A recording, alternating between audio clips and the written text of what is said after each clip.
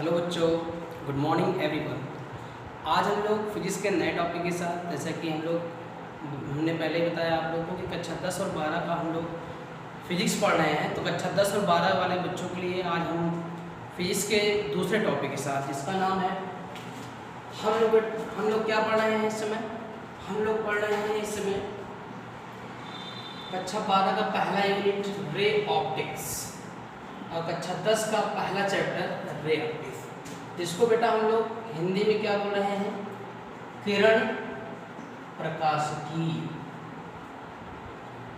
किरण प्रकाशिकी में हम लोगों ने पहला पार्ट पढ़ लिया है। पहला पार्ट जिन बच्चों ने नहीं देखा है उसमें हम लोगों ने उसको जाके वो जरूर देखें, क्योंकि उसमें हमने फाउंडेशन बताया है रे ऑप्टिक्स का एकदम स्टार्टिंग। उसमें हमने क्या डिस्कस किया है कि लाइट क्या है, प्रकाश किसे कहते हैं, और उसके बाद हम लोगों ने इसमें बताया है कि वस्तुएं क्या हैं। हमने बताया था वस्तुएं उस टॉपिक में कि दो प्रकार की होती हैं, प्रदीप्त और अप्रदीप्त।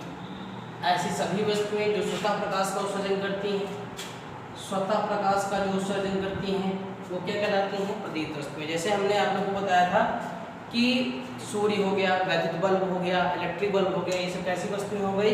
प्रदीप्त वस्तुएं। और ऐसी सभी वस्तुएं जो स्वतः प्रकाश का उत्सर्जन नहीं करती हैं, ऐसी सभी वस्तुओं को हम लोग क्या कहते हैं? अप्रदीप्त वस्तुएं। तो आई होप कि आप लोग को पिछली क्लास अच्छे समझ में आई होगी। उसके बाद हमने बताया था कि प्रकाश के लक्षण क्या है। उसी क्लास में हम लोगों ने डिस्कस किया था कि प्रकाश के लक्षण क्या हैं, ठीक है ना? मतलब प्रॉपर्टीज ऑफ लाइट क्या है। प्रॉपर्टीज ऑफ लाइट के बारे में हम लोगों ने डिस्कस किया था, और हमने प्रॉपर्टीज ऑफ लाइट को डिस्कस करने के बाद क्लास को एंड किया था। अब आज हम लोग इसके आगे चल रहे हैं, ठीक है ना? हमने इतनी चीज़ इसलिए बता दी बेटा कि आप लोग को पता चले। तो जिन बच्चों ने ये वाला पार्ट नहीं देखा है वो हमारे चैनल पे क्या कहते हैं, इसकी पहले वीडियो पार्ट 1, इसका पार्ट 1 जाके वहाँ से देख लें, तब आपको पार्ट 2 समझने में बेहतर होगा। तो चलिए बेटा इसको समय ना नष्ट करते हुए शुरू करते हैं। तो आज हम लोग क्या सीखेंगे? आज हम लोग सीखेंगे प्रकाश का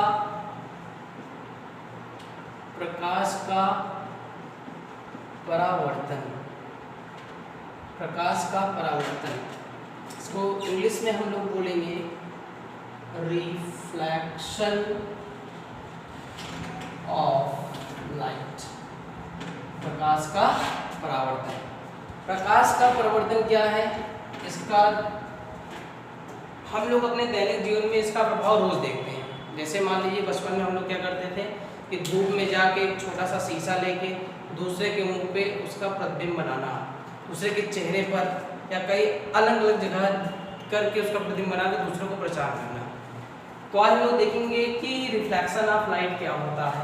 फिजिक्स बहुत ही सरल सब्जेक्ट इसलिए है क्योंकि हमारे दैनिक जीवन में अक्सर होता रहता है। ये हर एक वो घटना हम लोग ऑब्जर्व कर लेते हैं जो हमारे चारों तरफ होती है। तो चलिए देखते हैं कि प्रकाश का परावर्तन क्या है। तो प्रकाश का परावर्तन क्या है? छोटी सी बात है कि जब कोई भी प्रकाश की किरण किसी भी माध्यम से चलते हुए किसी चमकदार या चिकने तल पर पड़ती है तो उस प्रकाश किरण का बेटा अधिकांश भाग उसी माध्यम में वापस लौट जाता है। प्रकाश की इस घटना को प्रकाश का परावर्तन कहते हैं। चलिए देख लेते हैं। तो हमने क्या कहा? हमने कहा कि जब कोई प्रकाश की किरण किसी माध्यम से चलते हुए किसी चमकदार या चिकने तल पर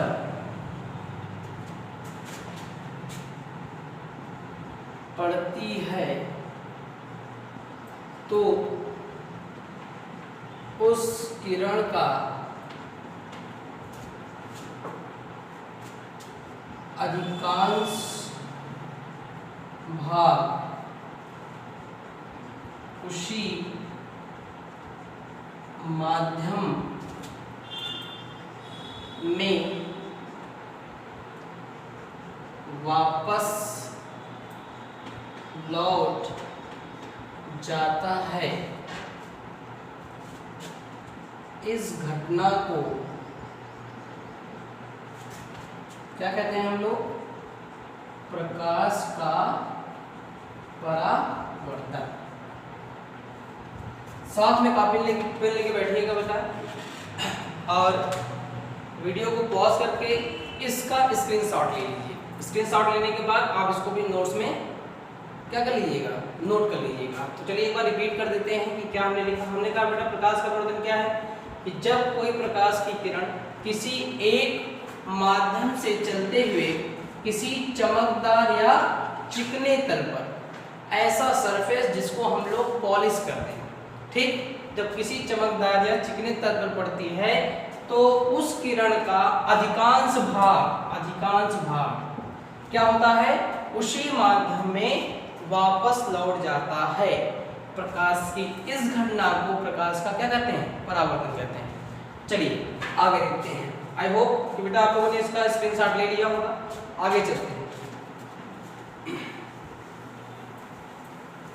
अब लोग देखेंगे इसको फिगर के माध्यम से कि वास्तव में क्या घटना हो रही है। तो सबसे पहले तो हम लोग क्या कर लें? एक सरफेस बना लें। इसको देखिए क्या हमने कर दिया? पॉलिश कर दिया। टिंग टिंग टिंग टिंग टिंग टिंग टिंग टिंग टिंग। ये क्या है? इसको हमने क्या कर दिया? चमकदार बना दिया। चमकदार तल। चमकदार तल ये कैसे बना? इसको हम लोगों ने क्या कर दिया? पॉलिश कर दिया, जिसको हिंदी में क्या कहते हैं? कलई कर देना, ठीक है। तो अब हम लोग क्या करेंगे? मान लीजिए किसी प्रकाश स्रोत से, कोई भी प्रकाश स्रोत हो, चाहे वो सूर्य हो आपका, चाहे वैद्युत बल्ब हो, चाहे आपका कोई भी चीज हो, हमने वहां से क्या कर लिया? एक प्रकाश की किरण ली और इस सरफेस पे डाला।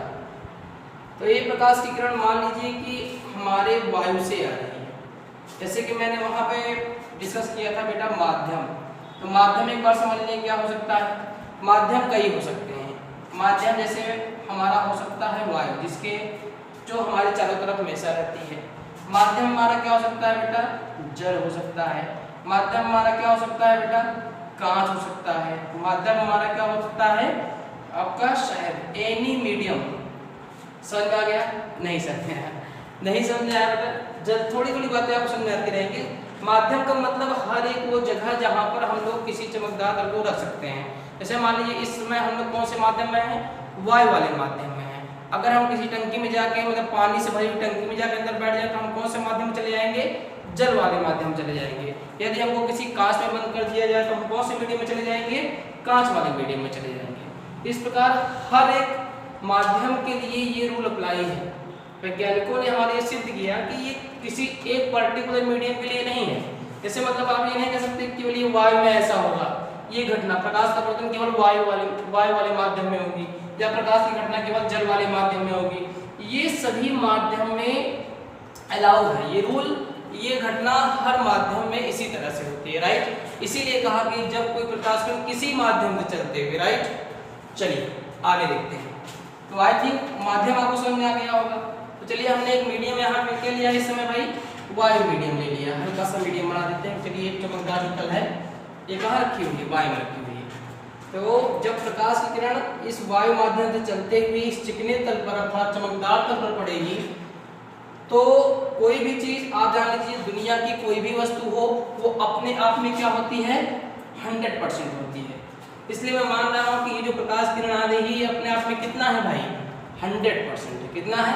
100%। तो हमने क्या कहा? जब कोई प्रकाश की किरण किसी एक माध्यम से चलते हुए किसी चमकदार या चिकने तल पर पड़ती है तो उसका अधिकांश भाग का मतलब इस किरण का 99.95% क्योंकि बेटा दुनिया की कोई भी चीज होगी, कोई भी सरफेस होता है, वो हर एक वस्तु को क्या करती है, अपने तरफ ऑब्जर्व कर लेती है, हल्का सा सोख लेती है। इसलिए हम ये नहीं कर सकते हैं कि 100% ही वापस हो गई। इसलिए हमने कहा कि जब कोई प्रकाश की किरण किसी एक माध्यम से चलते हुए किसी चमकदार या चिकने तल पर पड़ती है तो उसका अधिकांश भाग, अधिकांश मतलब इतना लगभग, उसका अधिकांश भाग उसी माध्यम में क्या होता है, वापस लौट जाता है। ठीक है, तो प्रकाश की इस घटना को हमने क्या नाम दे दिया, प्रकाश की इस घटना को हमने नाम दिया प्रकाश का परावर्तन, रिफ्लेक्शन ऑफ लाइट। राइट, अब हमको ये पता करना है कि इस किरण का नाम क्या है। तो ये जो किरण बेटा गिरती है, इस किरण का नाम हमने रख दिया आपतित किरण। बेटा भाषा से लड़ जाएगा कि बच्चे क्या होते हैं, इसको रटने लगते हैं। आपतित किरण कैसी किरण है, जो किरण किसी भी सरफेस पे गिरती है। गिरना तो हमको सरल भाषा लगता है, लेकिन कभी कभी क्या होता है ना कि कुछ लैंग्वेज थोड़ा कठिन लगती है, इसको आप गिरना का पर्यायवाची समझ लीजिए। राइट, जैसे कि सूर्य का भास्कर, मैं कह दूं आज भास्कर बहुत गर्म है, तो आप क्या सोचेंगे भास्कर कौन आ गया भाई, तो भास्कर क्या है, भास्कर क्या है, सूर्य का पर्यायवाची है। उसी तरह से गिरना का पर्यायवाची क्या है, आपतित होना। आपतित, इसको इंग्लिश में इसको बोलते हैं बेटा इंसिडेंस। इंसिडेंस का मतलब क्या होता है, आपतन होना, आपतित होना। तो इस किरण को हमने नाम दे दिया आपतित किरण। और ये जो किरण वापस चली गई वायु वाले दूसरे माध्यम में, इसको हम लोग बोलते हैं परावर्तित किरण। जो किरण वापस जा रही है, इस किरण को हम लोग क्या बोलेंगे, परावर्तित किरण। ठीक है, और बीच में इसको हम लोग एक अपने से, इसके सेंटर से, किसके सेंटर से, चमकदार तल जो हमारा है इसके एकदम सेंटर से, केंद्र से होकर एक क्या खींच लेते हैं, अभिलंब। क्या खींच लेते हैं भाई, अभिलंब। अब सर इसको आपने क्यों खींच दिया, इसकी क्या जरूरत थी भाई सर, आपने इसको क्यों खींच दिया, तो चलिए देखते हैं भाई इसको क्यों खींच दिया। देखिए हमको ये बेटा पता करना है कि ये प्रकाश की किरण आखिर इस सरफेस पे गिरी तो कितने एंगल से गिरी। जब ये प्रकाश की किरण इस चमकदार तल पर गिर रही थी तो इसका एंगल क्या था, ये कितने एंगल से गिरी। तो उस एंगल को पता करने के लिए हम लोगों ने क्या किया, इस पे एक अभिलंब खींच दिया। अभिलंब हम लोगों ने स्वयं खींचा, इसलिए मैंने इसका चित्र यहाँ पे कैसा बनाया, आभासी बनाया। राइट, तो अब यहाँ पर देखिए आपतित किरण और अभिलंब के बीच में जो एंगल बनता है इसको हम लोग बोलते हैं बेटा हिंदी में आपतन कोण। इसका एक छोटा सा ट्रिक, आपतित किरण से कौन सा कोण बनेगा, आपतन कोण बनेगा। राइट, इसको हम लोग किससे व्यक्त करेंगे, यहाँ पे आई से। आई से क्यों, इसका नाम क्योंकि इंसिडेंस रेज होता है, इसलिए जो है हम लोग इसको क्या बोलेंगे, आई से दर्शा दिए। अच्छा, अब इस वाले कोण को क्या बोलेंगे सर आप, इस वाले कोण को हम देखिए इसकी ट्रिक से, क्योंकि ये किरण परावर्तित हुई है इसलिए इसका नाम हम लोग क्या रख देंगे यहाँ पे, परावर्तन कोण। और परावर्तित किरण को इंग्लिश में बोलते हैं रिफ्लेक्टिव रेज। तो रिफ्लेक्टिव रेज से हम लोग वहां से क्या ले लेंगे, हाँ रिफ्लेक्टिव रेज से हम वहां से आर ले लेंगे। जिस प्रकार इंसिडेंस रेज से आई ले लिया तो यहाँ पे हमने आर मान लिया। अब बेटा इस प्रकाश के परावर्तन के दो नियम हैं जो बहुत बार बोर्ड एग्जाम में पूछा जाता है, ठीक है ना, बहुत इंपॉर्टेंट है। कहता है कि प्रकाश का परावर्तन क्या है, इसके दोनों नियम लिखिए। तो चलिए इसके दोनों नियम देख लेते हैं, वो नियम कौन कौन से हैं। इसका पहला नियम बेटा क्या है, प्रथम नियम, बहुत ही आसान नियम, ठीक है ना। प्रथम नियम क्या कहता है, प्रथम नियम कहता है कि आपतित किरण, अच्छा 12 वाले बच्चे थोड़ा थोड़ा महसूस कर रहे हैं क्योंकि हाई स्कूल में हम लोगों ने थोड़ा बहुत पढ़ा होता है। राइट, कक्षा 10 वाले बच्चों के लिए थोड़ा सा नया है। चलिए, आपतित किरण, प्रथम नियम कहता है कि आपतित किरण कामा आपका ये जो क्या है अभिलंब, नोट्स में बेटा आप नोट करते रहिए इसको। आपतित किरण, अभिलंब तथा आपका परावर्तित किरण, कौन सी किरण भाई, परावर्तित किरण है ये परावर्तित किरण, तीनों एक ही तल पर होते हैं, तीनों एक ही तल पर होते हैं। ठीक, क्या क्या भाई, आपतित किरण आपका, और अभिलंब, और क्या भाई आपका परावर्तित किरण, तीनों कहाँ होते हैं, एक ही तल पर होते हैं। ये तल कौन सा होता है, कई बार हमारे प्यारे बच्चे कंफ्यूज हो जाते हैं कि ये तल ये वाला है, ये देखिए इसको सोचते हैं ये एक तल ये वाला ये है, और अभिलंब भी मेरा यहीं पर है, और आपका क्या परावर्तित किरण भी यही है ना।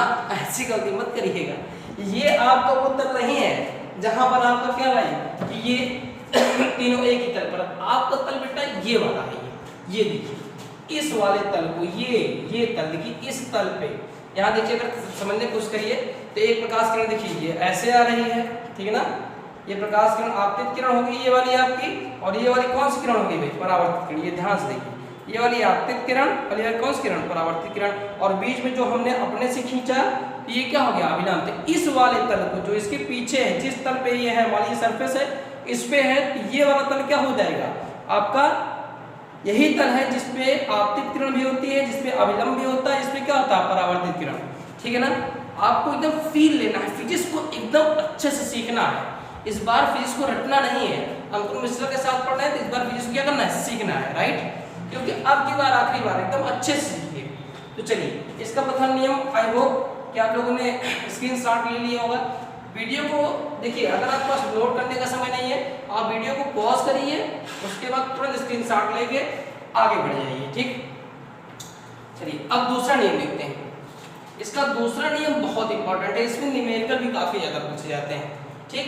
तो इसके द्वितीय नियम को हम लोग देखते हैं। इसका द्वितीय नियम क्या है, द्वितीय नियम क्या है, द्वितीय नियम कहता है कि आपका आपतन कोण, आपतन कोण का मतलब अभी जो हम लोगों ने ये देखा ये वाला कोण, ठीक ना, आपतन कोण तथा कौन सा कोण भाई, परावर्तन कोण। परावर्तन कोण का मतलब क्या भाई, आर, ठीक ना, परावर्तन कोण सदैव बराबर होते हैं, बराबर होते हैं, बराबर होते हैं। बराबर कैसे होते हैं चलिए देखते हैं, ठीक है। मतलब इनका कहने का मतलब शॉर्ट मेथड में अगर हम कहें तो angle I is equal to angle R, ठीक। मतलब ये कहना चाहते हैं कि अगर कोई प्रकाश की किरण 5 डिग्री से आ रही है, तो अगर एंगल I 5 डिग्री है, तो ये कहना चाहते हैं कि जो रिफ्लेक्टिव रेज का एंगल होगा, समझ रहे हैं ना आप लोग, ये जो आपतन कोण होगा ये बराबर है किसके भाई, परावर्तन कोण के। मतलब आपतित किरण अगर 5 डिग्री से यहाँ पे आ रही है, तो ये भी कितने डिग्री से लौटेगी वापस, 5 डिग्री से, राइट। अगर आपका ये प्रकाश किरण 15 डिग्री से आपतित हो रहा है, तो कितने डिग्री से वापस आएगी, 15 डिग्री से, राइट। अगर ये प्रकाश किरण आपकी किसी भी सरफेस पे, किसी भी चिकने या चमकदार तल पे 35 डिग्री से आपतित हो रही है, तो अब आप लोग बताइए ये कितने डिग्री से आपका रिफ्लेक्टेड हो जाएगा। यस, सही जवाब आप लोगों ने सही बताया। क्या बताया भाई, 35 डिग्री पे। तो आई होप आपको ये नियम समझ में आ गए होंगे कि बोर्ड क्या पूछता है कि प्रकाश का प्रवर्तन क्या है, इसके दोनों नियम लिखिए, और इस पे हम लोग काफी न्यूमेरिकल भी आगे चल के देखेंगे। तो ये इसको अच्छे से नोट करिएगा, काफी दोनों इंपॉर्टेंट नियम है। चलिए आगे हम लोग सीखते हैं, इसके आगे सीखते हैं। अब हमारे सिलेबस में क्या है इसके आगे। आई होप कि आप लोगों ने स्क्रीनशॉट ले लिया होगा इसका। स्क्रीनशॉट वीडियो को पॉज करिए, उसके बाद स्क्रीनशॉट लें। जो बच्चे स्क्रीनशॉट नहीं ले पा रहे हैं वो कॉपी पेन के साथ बैठें और इसको नोट करते हुए चलिए आज हम लोग आगे बेटा अगला टॉपिक देखेंगे। उस टॉपिक का नाम है दर्पण। इसी में टॉपिक का नाम है दर्पण, मिरर। मिरर क्या है? तो अगर हम मिरर की बात करें तो बहुत ही सामान्य सी बात है। आप लोग अपने घर में शीशा जरूर देखते होंगे। कई लोग अपना भाई हर प्रकार का मेकअप करने के लिए हम लोग क्या करते हैं, शीशा देखते हैं। चाहे बच्चे हो चाहे बच्चियां हो, हर प्रकार का अब मेकअप करने के लिए वो क्या करते हैं, मिरर का प्रयोग करते हैं, ठीक है ना।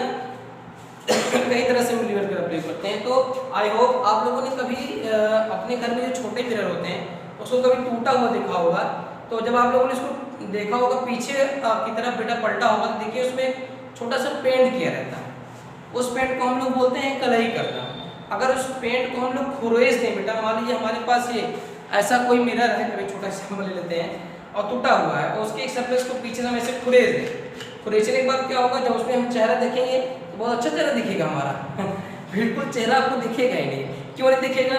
क्योंकि वहां पर प्रकाश की किरण गई तो, लेकिन रिफ्लेक्ट होकर वापस नहीं आई। तो वापस नहीं आई तो अगर रिफ्लेक्शन नहीं होगा प्रकाश का परावर्तन नहीं होगा तो आपको प्रकाश अपना चेहरा वहां पर नहीं दिखेगा। क्यों?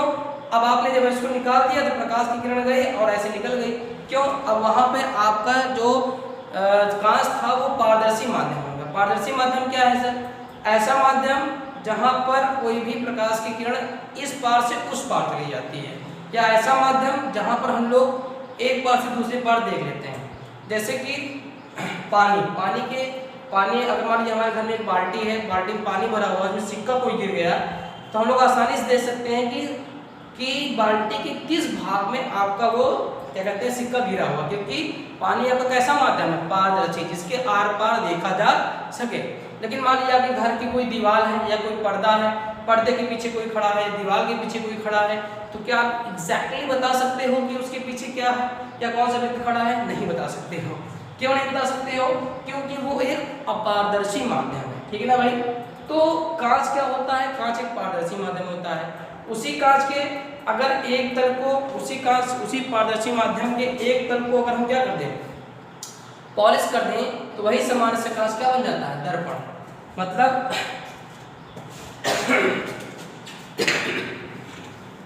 यदि सामान्य कांच के एक तल को क्या कर दिया जाए? पॉलिश कर दिया जाए, तो उसे हम लोग क्या कहेंगे? दर्पण कहेंगे। हमारे लोग के सिलेबस में बेटा दो प्रकार का दर्पण है। पहला है हम लोग का समतल दर्पण। समतल दर्पण, इसको हम लोग इंग्लिश में बोलेंगे प्लेन मिरर। ठीक है भाई? प्लेन मिरर, समतल दर्पण। समतल दर्पण हमारा सिलेबस। तो समतल दर्पण किसे कहेंगे? यदि हमारे पास कोई समतल कांच हो, कैसा कांच हो भाई? समतल कांच। आई होप आपको समझ आ रहा होगा। समतल कांच, कैसा कांच? समतल कांच। यदि हम किसी समतल कांच के एक तल को क्या कर दें, हाँ, चांदी का लेप लगाकर इनमें पॉलिश कर दें, क्या कर दें भाई? पॉलिश कर दें, तो ऐसा समतल कांच क्या बन जाता है? समतल दर्पण बन जाता है। ठीक है भाई? चलिए, अच्छा बड़ा आप लोग के लिए हम बता दें कि हमारे लोग के जो सिलेबस में मिरर है, जिस भी मिरर की बात करेंगे हम, वो मिरर क्या है? बहुत ही छोटे छोटे मिरर है। या छोटे मिरर को हम लोग क्या करेंगे? डिस्कस करेंगे। इसका साइज बड़ा छोटा होगा, राइट? हाँ, ये छोटे क्या होगा, ये बात मैं यहाँ पे क्यों डिस्कस कर रहा हूँ, आपको आगे भी अपने आप पता चल जाएगा। तो समतल दर्पण समझ में आ गया होगा कि यदि हम कोई समतल कांच लें और समतल कांच के एक तल को क्या कर दें? कलई या पॉलिश लगा कर क्या कर दें? परावर्तक बना दें, तो ऐसे कांच को हम लोग क्या कहेंगे? समतल दर्पण कहेंगे। चलिए आगे देखते हैं। अब हम लोग यहाँ पे दूसरा पॉइंट जो सीखेंगे, वो दूसरा पॉइंट सीखेंगे क्या? समतल दर्पण द्वारा प्रतिबिंब का बनना। समतल दर्पण द्वारा प्रतिबिंब का बनना क्या है? हम लोग देखेंगे image formation through plane mirror. समतल दर्पण के द्वारा प्रतिबिंब का बनना। समतल दर्पण द्वारा प्रतिबिंब कैसे बनता है, आज हम लोग इसको हम लोग सीखेंगे अच्छे से। मान लीजिए हमारे लोगों के पास कोई बेटा ऐसे प्लेन मिरर, इस तरह का समतल कोई कांच है, उसके हमने एक तरफ क्या कर दिया? पॉलिश कर दिया। चलिए ध्यान से देखिएगा, अगर हम लोग कोई वस्तु इसके यहाँ पे रख देते हैं, सामने कोई भी ऑब्जेक्ट है, इसको मैंने यहाँ पे रख दिया, तो इसकी इमेज कहाँ पर बनेगी या कैसे बनेगी, हमारे दिमाग में प्रश्न उठता है। तो पहली बात तो ये जान लीजिए, कुछ बेसिक बातें। इमेज बनने के लिए, प्रतिबिंब बनने के लिए कुछ बहुत ही फंडामेंटल बातें होती हैं। प्रतिबिंब बनने के लिए कम से कम, क्या भाई? कम से कम दो प्रकाश की किरण, एक प्रकाश की मान लीजिए है, एक प्रकाश किरण, दो प्रकाश की किरण को एक दूसरे को काटना होता है। पहले क्या आता है भाई? कम से कम। अधिक से अधिक कितनी भी हो सकती है, मतलब 3 भी हो सकती है, 4 भी हो सकती है, लेकिन कभी भी एक प्रकाश की किरण प्रतिबिंब नहीं बनाती है। इसका मतलब मैं आपको यहाँ सिखाना चाहता हूँ कि प्रतिबिंब बनने के लिए दो या दो से अधिक प्रतिबिंब, दो या दो से अधिक प्रकाश किरणें एक दूसरे को जब तक इंटरसेक्ट नहीं करेंगे, इंटरसेक्ट का मतलब जब तक काटेंगे नहीं तब तक प्रतिबिंब नहीं बनेगा। तो हमको पहली बात ध्यान क्या समझिए कि प्रतिबिंब बनने के लिए दो या दो से अधिक प्रकाश की किरण एक दूसरे को क्या करती हैं, काटती हैं, तब प्रतिबिंब बनता है। चलिए अब देखिए, तो यहाँ पर हमने क्या कहा कि मान लीजिए यहाँ पर कोई वस्तु रखी है, ये आपका मिरर है सामने, तो इसका प्रतिबिंब कहाँ बनेगा। चलिए तो हम देखते हैं इसका प्रतिबिंब कहाँ पर बनेगा। हम आपको छोटी सी बात हम बताना चाहेंगे, फिर उस बात को हम लोग आगे सिद्ध भी करेंगे। देखिए अगर कोई भी वस्तु मान लीजिए दर्पण से आपने रख दिया 4 सेंटीमीटर, कितने सेंटीमीटर भाई, 4 सेंटीमीटर, तो उस दर्पण समतल दर्पण के जस्ट पीछे उतनी ही पीछे, कितनी पीछे, जितना दूर आपने उस वस्तु को दर्पण से रखा है। मान लीजिए कोई शीशा है तो आपने यहाँ इसको 4 सेंटीमीटर पे एक कोई पेन रख दिया है इसके सामने छोटी सी, तो उतनी ही दर्पण के जस्ट पीछे उतनी ही दूरी पर, कितनी दूरी पर भाई, उतनी ही दूरी पर, ये देखिए मान लीजिए 4 सेंटीमीटर है भाई, आपका 4 सेंटीमीटर है, तो अगर आपका ये 4 सेंटीमीटर है तो ये 4 सेंटीमीटर दूरी पर है, कितनी सेंटीमीटर भाई, अगर आपकी इतना दूरी है तो इतनी ही दूरी पर, हालांकि आप लोग स्केल लेके बैठिएगा, इतनी ही दूरी पर आपको क्या बन जाता है, इमेज बन जाता है। अरे सर ये इमेज कैसे बन गया, हमको लोग बिल्कुल समझ में नहीं आया, कैसे क्या घटना हो गई, इमेज बन गया। चलिए बेटा हम लोग सिखाते हैं कि इमेज कैसे मिलती है। हालांकि यहाँ एक छोटा सा पॉइंट जानिए कि जितनी दूरी पर आप वस्तु रखेंगे उस वस्तु से उतनी ही दूरी पर क्या बनेगा, दर्पण के पीछे क्या बनेगा, प्रतिबिंब बनेगा। कैसे बनेगा चलिए देखते हैं। तो हमने क्या किया, एक प्रकाश की किरण लिया, ये देखिए मान लीजिए एक प्रकाश किरण यहाँ से गई सेंटर्स पे, और जान लीजिए दर्पण के सेंटर पे अगर कोई प्रकाश किरण टकराती है, कहाँ टकराती है, सेंटर पे कोई प्रकाश किरण टकराई तो कहाँ से जाएगी, वापस सेंटर से ही वापस चली जाएगी। जैसे कि हम लोगों ने प्रकाश प्रवर्तन में देखा कि प्रकाश की किरण मान लीजिए 3 डिग्री से गई तो कितने डिग्री से वापस होगी भाई, अगर यहाँ पे 45 डिग्री से आई है तो 45 डिग्री से ही वापस हो जाएगी। लेकिन मान लीजिए कोई प्रकाश की किरण एकदम सीधे स्ट्रेट पड़ती है तो कितने डिग्री से बताइए आपतित हुई है भाई, 90 डिग्री से। कितने डिग्री से आपतित हुई है प्रकाश की किरण, 90 डिग्री से आपतित हुई है। तो ये प्रकाश की किरण लौटेगी कितने डिग्री से, 90 डिग्री से। एकदम आप लोगों ने सीख लिया होगा। अरे भाई देखिए कैसे, हमने क्या कहा कि अगर कोई प्रकाश की किरण 45 डिग्री से आपतित हुई तो मान लीजिए कोई प्रकाश किरण कहाँ से हुई, 45 डिग्री से आपतित हुई तो कितने से वापस जाएगी भाई, 45 डिग्री से ही जाएगी। आप लोगों ने अभी सीखा, अगर ये 5 डिग्री से आती तो कितने डिग्री से आती भाई, 5 डिग्री से। तो ठीक उसी प्रकार मैं ये कहना चाहता हूँ आप लोग से कि अगर कोई प्रकाश की किरण 90 डिग्री से गिर गई, यहाँ 90 डिग्री से आपतित हुई तो बताइए वो कितने डिग्री से वापस जाएगी, 90 डिग्री से ही तो वापस जाएगी।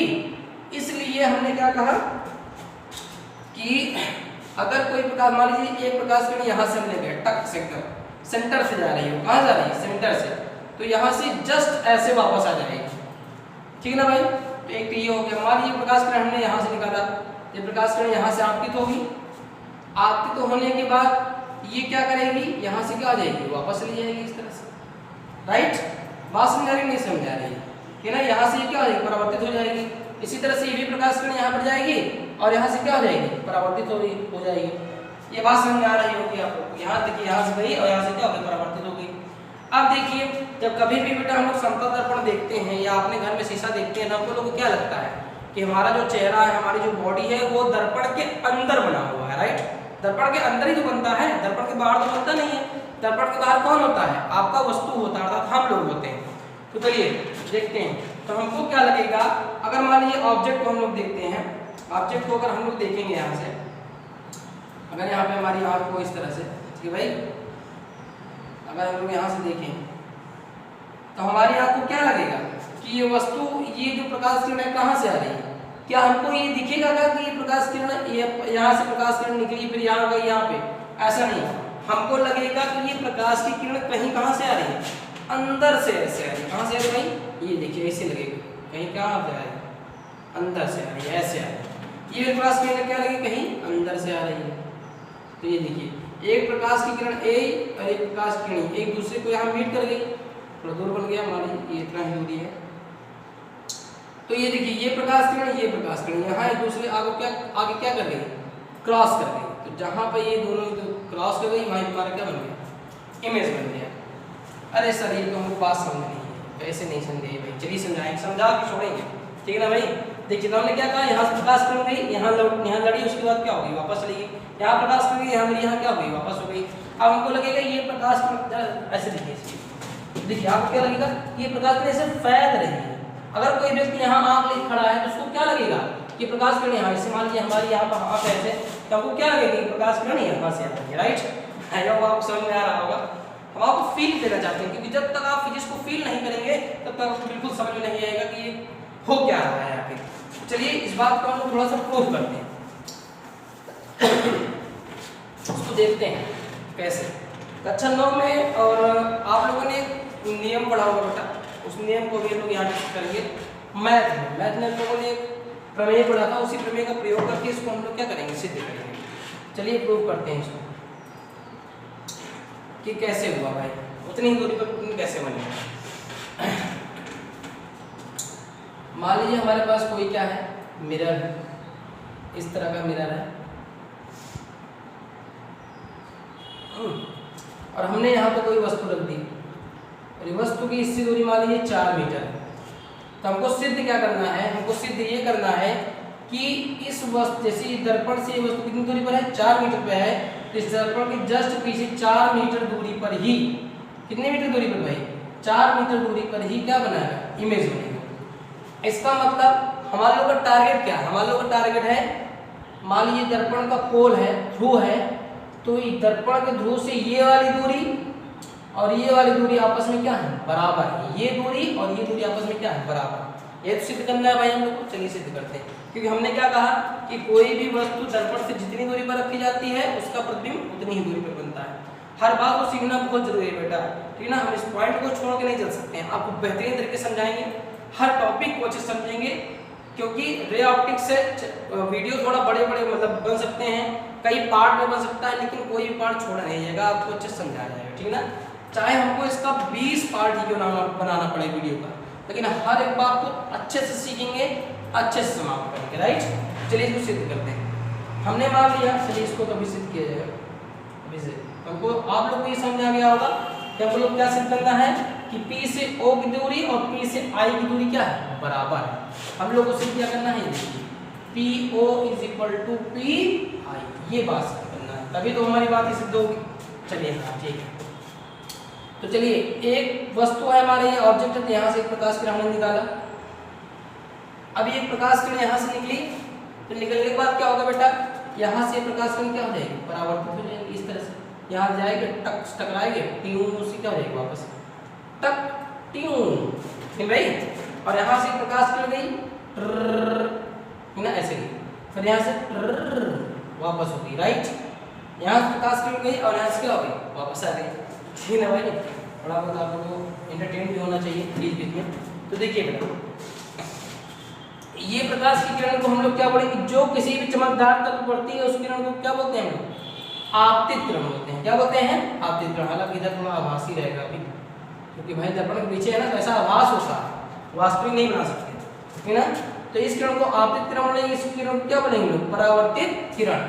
अब हम बच्चे जवाब देंगे कि इस किरण को क्या बोलेंगे, इस किरण को देखो यहाँ जो पड़ रही है, क्या बोलेंगे भाई बताइए। हाँ सही जवाब, आप लोगों ने क्या बताया भाई, ये आपतित किरण। तो ये वाली कौन सी किरण, जो बच्चे अभी तक चुप थे वो बताएंगे। इस वाली किरण को क्या बोलेंगे, इस वाली किरण को हम लोग क्या बोलेंगे, परावर्तित किरण। गुड, आप लोग को समझ आ रहा है भाई। अब इस आपतित और परावर्तित किरण से हम लोग क्या खींच लेंगे, अभिलंब खींच लें कि भाई यहाँ पे आपतन कोण क्या है, हमने यहाँ पे नॉर्मल खींच दिए, अर्थात अभिलंब खींच दिए। देखिए ये टक टक टक टक टक टक टक, ठीक ना। अरे हाँ भी इसी तरह अभिलंब खींच दे, सिद्ध करना है भाई, एकदम बढ़िया से नोट करिएगा। हाँ जब तक मेरी मार्कर चले तब तक आपकी पेन ना चले, अब तब तक आपका केवल दिमाग चले, क्योंकि आप मेरे साथ सामने करोगे बेटे तो आपको समझ नहीं आएगा, ठीक। चलिए तो भाई देखिए ये क्या हो गया हमारा, नॉर्मल हो गया, मतलब अभिलंब हो गया। ये भी हमारा क्या हो गया भाई, नॉर्मल हो गया। नॉर्मल आपको नहीं समझ आ रहा है तो यहाँ पे हम क्या समझेंगे, अभिलंब है। ये भी हमारा क्या है भाई, अभिलंब है। चलिए तो अगर बेटा मान लीजिए हम लोगों ने इस कोण को मान लिया थीटा, क्या मान लिया भाई, इस कोण को अगर हमने माना थीटा, तो प्रकाश के परावर्तन के द्वितीय नियम से, द्वितीय नियम क्या कहता है कि आपतन कोण बराबर परावर्तन कोण। अगर ये कोण थीटा तो ये वाला कोण ऑटोमेटिक क्या भाई हमारा थीटा। बोले बात सही है। अब आप लोगों ने कक्षा 9 में बेटा एक नियम पढ़ा था एकांतर कोण, क्या पढ़ा था भाई आप लोगों ने, एकांतर कोण, है ना। एकांतर कोण क्या होता है, इस तरह से जेड के आकार का होता है। जो हमारे बच्चे कुछ नहीं जानते वो यही सीख ले, ठीक ना। कि एकांतर कोण क्या होता है कि ये वाला कोण और ये वाला कोण आपस में क्या होते हैं, बराबर होते हैं। अगर ये 4 डिग्री का है तो ये कहेगा भैया हम 4 डिग्री के हैं। अगर ये कहेगा भैया हम आप 24 डिग्री का हैं तो कहेगा हमसे थोड़ी बर्दाश्त है, हम 24 डिग्री। ये कहेगा भैया हम जो है 5 डिग्री हैं, ये कहेगा अच्छा तुम 5 डिग्री हो, हम 5 डिग्री हैं, तुमसे कुछ कम नहीं है। बात समझ आ रही है। तो यहाँ पर आपको समझ आ जाएगा कि ये कोण और ये कोण आपस में क्या होते हैं, बराबर, इसको बोलते हैं एकांतर कोण बेटा। तो अगर हम लोग ध्यान से देखें, ठीक है ना, एकदम ध्यान से अगर देखें तो ये देखिए यहाँ पर ये जेड आकार का बन रहा है, टक टक ये देखिए जेड आकार का आपको दिख रहा होगा। आइए फील करिए एकदम भाई, ये देखिए यहाँ पे क्या बन रहा होगा, एकदम जेड आकार का बन रहा है। तो यहाँ पे अगर ये कोण बेटा थीटा है तो ये वाला कोण ऑटोमेटिक क्या हो जाएगा, थीटा हो जाएगा। बोलो बात सही है। और आपने एक चीज ये भी सीखा, क्या सीखा है भाई, कि अगर कोई भी चीज ऐसा अभिलंब यहाँ पे करती है, ये कितने डिग्री का होता है, 90 डिग्री का होता है। तो बेटा ये कितने डिग्री का हो गया भाई आपका, 90 डिग्री का हो गया। बोले बात सही नहीं। ये कोण यहाँ कितने डिग्री का, 90 डिग्री का। तो ये वाला कोण कितना हो जाएगा बताइए आपको, ये वाला कोण ऑटोमेटिक क्या हो जाएगा, 90 माइनस थीटा। 90 माइनस थीटा कैसे हो गया भाई, आपको पता है कि त्रिभुज के किसी भी, ऐसे देखिए यहाँ देखिए, आइए दिख रहा है, त्रिभुज के तीनों कोण हो जाएगी, ये वाला कोण, ये वाला कोण और ये वाला कोण। त्रिभुज के तीनों कोणों की कितना होता है भाई, 180 अंश। तो मान लीजिए अगर ये 90 था, इसको कुछ देख लिए क्या मान लिया जाए, 45 मान लिया जाए, या इसको कुछ देख लिए क्या मान लिया जाए, 60 मान लिया जाए। तो ये वाला ऑटोमेटिक कितना हो जाएगा, 90 60 150। 150 में कितना जोड़ दें, 150 में हम लोग कितना जोड़ देंगे, 180 हो जाए, 30 जोड़ दें। बात समझ आ रही है। तो आपने क्या किया, तो कितना हो गया भाई 180। तो अगर इसी 90 में से, मतलब 90 में से आपने थीटा जो 60 माना है, इसी 60 को घटा दिया जाए तो बेटा कितना आ जाएगा, 30 आ जाएगा। इसीलिए मैंने कहा कि 90 माइनस थीटा, ठीक ना, इसलिए मैंने इस एंगल को ऑटोमेटिक क्या बता दिया, 90 माइनस थीटा। तो चलिए फिर से एक बार, ये वाला अगर थीटा, ठीक ना, ये वाला अच्छा दे देते हैं इसको, ये वाला अगर थीटा तो एकांतर कोण होने के कारण ये वाला ऑटोमेटिक थीटा। ये यहाँ पे अभिलंब पड़ रहा है, लंबवत है, इसलिए 90। तो अगर ये 90 तो ये वाला एंगल कितना भाई आपका, 90 माइनस थीटा। अब एक बेटा एक बात और आपको ध्यान से ध्यान देनी है एक बात को, कि देखिए जब दो रेखाएं एक दूसरे को प्रतिच्छेद करती हैं, क्या करती हैं, सब कक्षा 9 के नियम है, वो छोटे छोटे कक्षा 8 में पढ़ाए जाते हैं, कि जब दो किरणें या दो रेखाएं दूसरे को प्रतिच्छेद करती हैं तो उसके आमने सामने कोण हमेशा बराबर होते हैं। अगर ये थीटा है तो ये ऑटोमेटिक क्या हो जाएगा, थीटा। अगर ये 4 डिग्री है तो ये भी कितना होगा, 4 डिग्री का। आमने सामने कोण हमेशा क्या होते हैं, बराबर होते हैं।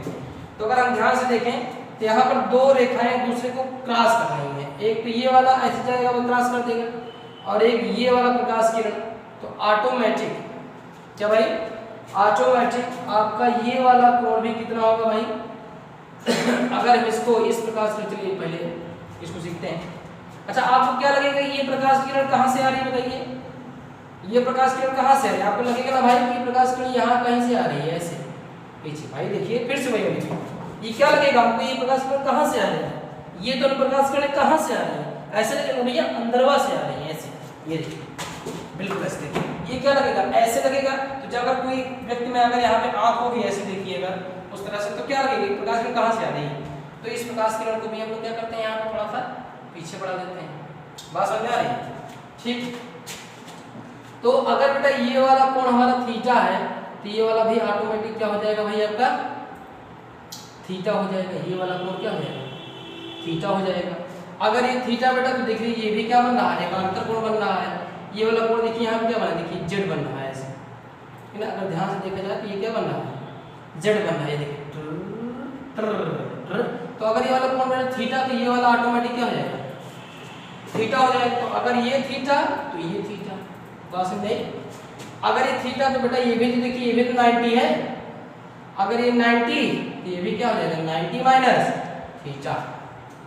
तो आप लोगों ने देखा कि यहाँ पर दो त्रिभुज है बेटा, अगर कुछ देर के लिए इसको हम लोग M मान लें और इसको P माना ही है, तो आपने देखा कि त्रिभुज OMP और त्रिभुज PMI के दोनों, इन दोनों के एक भुजा समान है। ये वाली भुजा कौन सी भुजा, PM।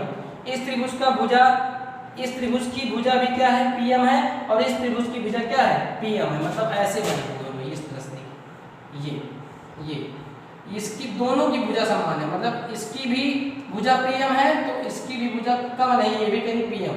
और आपको पता है कि जब किसी भी दो त्रिभुज की एक भुजा समान हो, क्या हो, जब किसी भी दो त्रिभुजों की एक भुजा समान हो और उनके कोण आपस में बराबर हो, और उनके कोण आपस में क्या हो, बराबर हो, तो उन त्रिभुज की सारी भुजाएं क्या होती हैं, बराबर होती हैं।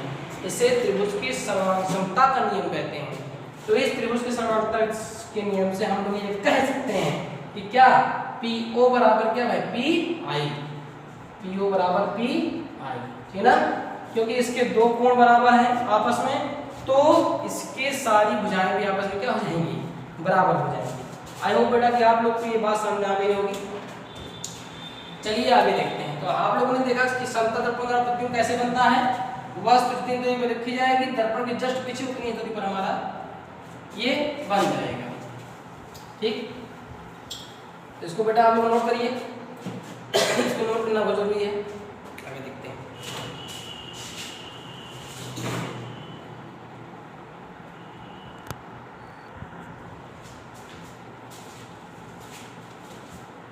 आई होप बेटा कि आप लोगों ने इसको क्या कहते हैं, बना लिया होगा, नोट कर लिया होगा। आगे चलते हैं। अब बेटा मैं कुछ आप लोग को होमवर्क देना चाहूँगा। आप लोग मुझे बताएंगे तीन फिगर बता के आप लोग हमारे व्हाट्सएप नंबर पे इसको जो है रिप्लाई करिएगा कि इसका फिगर कैसे बनेगा। पहला फिगर मैं आप लोग दे रहा हूँ, मान लीजिए कोई है यहाँ पे इस तरह से मिरर है, कोई ऑब्जेक्ट यहाँ पे रखा हुआ है, ठीक है भाई। इसका प्रतिबिंब कहाँ बनेगा और किस तरह से बनेगा, सवाल नंबर 1। सवाल नंबर 2, मान लीजिए कोई भी वस्तु, ये आपका मिरर है, कोई आपका वस्तु यहाँ रखा हुआ है, तो इसका कैसे बनेगा, फिर इसका इमेज कैसे बनेगी। और सवाल नंबर 3, अगर आपकी कोई भी वस्तु यहाँ पर रखी हुई है और दर्पण यहाँ पर है बेटा नीचे ऐसे, तो आप बताइए कि इसका इमेज कैसे बनेगा, ठीक ना। इसका स्क्रीनशॉट लेके आप लोग इस फॉर्म का रिप्लाई करिएगा, ठीक ना। आई होप कि आप लोगों ने स्क्रीनशॉट इसका ले लिया होगा कि किस तरह से ऑब्जेक्ट आपकी यहाँ रखी, ध्यान दीजिएगा, एक ऑब्जेक्ट यहाँ है, एक ऑब्जेक्ट यहाँ है और एक ऑब्जेक्ट यहाँ है। इस तरह से आपको इसका इमेज फॉर्मेशन देके व्हाट्सएप में आप लोगों ने कॉपी बनाई है, इसमें हमारे व्हाट्सएप नंबर पे आप लोग जो है आप जो है इसकी इमेज खींच के वहाँ पे भेजिएगा। तो मैं आपको बताऊंगा कि इसका राइट है आंसर की रॉन्ग। चलिए अब देखिए, लास्ट क्लास में जब अगली क्लास था, आज की यहाँ हमारा लास्ट लेक्चर था, अगले लेक्चर में हम लोग इसका रिप्लाई करते हुए, इस तीनों क्वेश्चन का रिप्लाई करते हुए हम लोग अगला टॉपिक पढ़ेंगे। अगला टॉपिक जो है वो बहुत ज़्यादा इंपॉर्टेंट है, it's really most important for class 10th and 12th also. अगला जो है वो हमारे बोर्ड एग्जाम में बहुत ज़्यादा पूछा जाता है। अगला टॉपिक हम लोग पढ़ेंगे गोलीय दर्पण। क्या पढ़ेंगे भाई, गोलीय दर्पण। हर एक चीज़ पढ़ेंगे इसमें, इसकी डिफिनेशन क्या होती है, स्फेरिकल मिरर क्या होता है, इसके पूरे फंडामेंटल के बारे में बात करेंगे, इसकी हर एक परिभाषा के बारे में बात करेंगे, फिर गोलीय दर्पण द्वारा प्रतिबिंब कैसे बनते हैं इसके बारे में बात करेंगे। आई होप कि बेटा आप लोगों ने वीडियो को एंजॉय किया होगा, आपको वीडियो समझ में आ गया होगा। तो चलिए, जय हिंद जय भारत, अगली कक्षा में मिलते हैं।